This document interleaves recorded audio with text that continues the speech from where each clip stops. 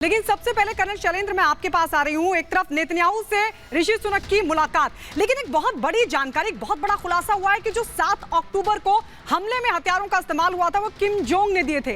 ये कितना हैरान करने वाला है?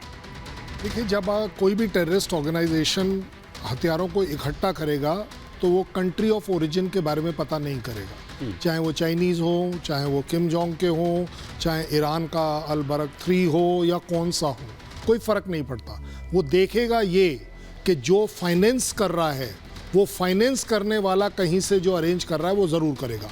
जहाँ तक किम जोंग की बात है, ये किम जोंग उस कंसेप्ट पर काम करते हैं कि your enemy is my definite enemy. अगर आप यूएस और इजराइल के खिलाफ लड़ रहे हैं, हमास, तो आप मेरे लिए लड़ रहे हैं। क्यों? क्योंकि मैं उनसे डायरेक्ट लड़ाई नहीं लड़ना चाहता हूं। मैं चाहता हूं इनको जितना डैमेज हो उतना अच्छा है। किम जोंग के हथियार देने का सबसे बड़ा reason is only and only US, क्योंकि वो सन की तानाशाह सिर्फ एक कंसेप्ट पर काम कर रहा है कि मैं यूएस की दादागिरी ना चलने दूंगा, ना करने दूंगा, और मेरी दादागिरी तुम्हारे ऊपर मैं ज़रूर करके रहूँगा। इस वजह से आप देख रहे हैं कि एक बहुत बड़ा ज़खीरा जो आप कहीं फाइल फोटोग्राफ्स में काफ़ी समय चल रहा है, वो इसीलिए। सोई से मैं ये समझना चाहती हूँ, आपने कहा ना कि दादागिरी, और हम सब जानते हैं किम जोंग उनका क्या मिजाज है, लेकिन दो ही कंट्रीज में उसका एक्सेस है, एक है रूस, एक है चाइना। अगर ये हथियारों की सप्लाई उत्तर कोरिया ने की है तो बहुत ही खतरनाक बात है। उसका क्या इंटरेस्ट है इस क्षेत्र में? ये देखिए, दोनों बातें हैं कि इस क्षेत्र में वही जो जैसे कर्नल शैलेंद्र बता रहे थे कि दुश्मन का दुश्मन मेरा दोस्त। दूसरी बात, जब हमास भी ले रहा है वो भी ये भी चाहता है कि उसके सीक्रेसी प्लान बने रहे, वो ऐसे सोर्सेज से लेके जहाँ से उसकी खबर ना बाहर निकले। और तीसरी बात ये कि कौन विलिंगली देना चाह रहा है। विलिंगली नॉर्थ कोरिया देना ही चाहेगा, क्योंकि वो चाह रहा है कि जिस प्रकार से अमेरिका का जो गठबंधन एक है, जो अमेरिका के अगेंस्ट है, China, north Korea, Russia, Iran, ये हम देख रहे हैं कि चाहे रशिया यूक्रेन वॉर में है या जिस प्रकार चाइना ताइवान का है, किस प्रकार से देश अमेरिका के खिलाफ करे। तो यहाँ पर एक तरह प्रॉक्सी वॉर वाली बात है कि अमेरिका इजराइल के साथ खड़ा है तो ये लोग हमास के साथ खड़े हैं।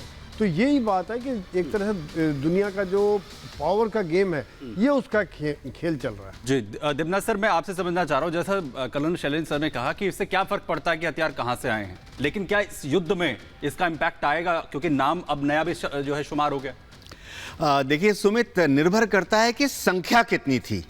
अगर हमास ने 5000 रॉकेट मारे थे 7 तारीख को, तो उसमें से कितने हजार किम जोंग के रॉकेट थे?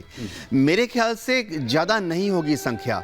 मेरे को ये भी शक है कि इसका रूट क्या होगा, क्योंकि अगर किम जोंग कोई हथियार देता है जो कि हवा के रास्ते हमास को पहुंचने हैं, ट्रांसपोर्ट फ्रेटर्स जो होते हैं हवाई जहाज, तो फिर यूएस इंटेलिजेंस को पता लग जाएगा, उस हवाई जहाज को डाइवर्ट कर देंगे। दूसरी नॉर्थ कोरिया अगर समुद्र के रास्ते ये भेजता है हमास को, तो उस शिप को कहीं पर भी यूएस की नेवी इंटरसेप्ट कर सकती है अगर उनको खबर है तो ये बड़े आश्चर्य की खबर है। हाँ, एक रूट मैं विजुलाइज कर सकता हूँ कि नॉर्थ कोरिया ने पिछले साल रूस को दिए थे रॉकेट। वो रॉकेट रूस ने वैगनर लड़ाकों के दिए सीरिया में युद्ध करने के लिए, और सीरिया में जो इंटरनल गृह युद्ध हो रहा है उसमें से कुछ रॉकेट वैगनर ग्रुप के हाथ से सीरियन आर्मी के पास गया, जिन्होंने डाइवर्ट कर दिया हमास को।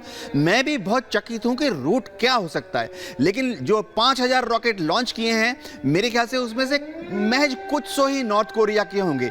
एक और चीज मैं बताता हूं, हर देश में क्या होता है कि ये रॉकेट होती है, इनकी कैलेंडर लाइफ होती है। 10 साल, 12 साल, 15 साल के बाद इनको कबाड़ में फेंकना पड़ता है। मेरे ख्याल से नॉर्थ कोरिया ने वो दे दिए। क्योंकि एक बड़ी खबर ये मिल रही है कि बेंजामिन नेतन्याहू से मिले हैं ऋषि सुनक। बेंजामिन नेतन्याहू दोनों की मुलाकात हुई है, और ये मुलाकात तेल अवीव में हुई है। इससे पहले जो आतंक के पीड़ित हैं उनसे मुलाकात की, उनके परिवारों से मिले ऋषि सुनक, और ये कहा कि आतंक के खिलाफ मैं इजराइल के साथ खड़ा हूं।